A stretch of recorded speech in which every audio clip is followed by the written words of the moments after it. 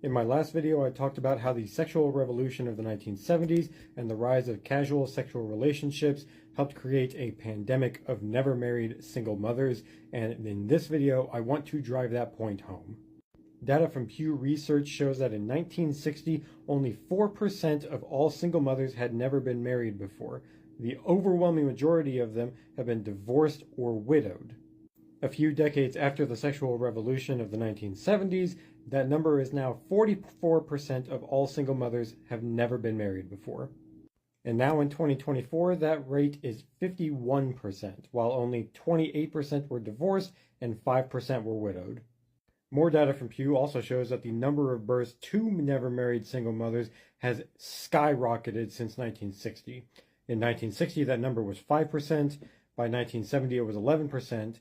By 1990, it was almost 30%, and today that number is 40%. The data is also extremely clear that children that are raised by single mothers have much higher possibility of negative life outcomes like addiction, abuse, and prison than children raised by single fathers or by married couples. So there's really just one question I have for everybody. Why the fuck are we not doing anything about this?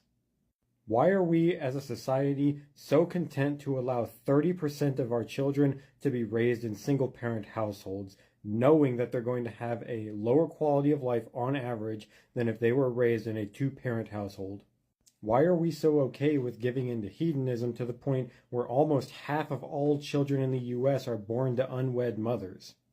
If you think the last couple of generations have been bad, you're right. And it has a lot to do with the fact that we're not raising our children the same way that we were raising our children in the 60s.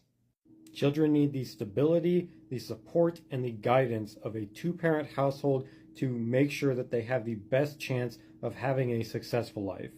And they also need a model to base their future relationships off of. And that should be the model of their parents' successful relationship. And the further we stray from that, the worse we're going to become as a society.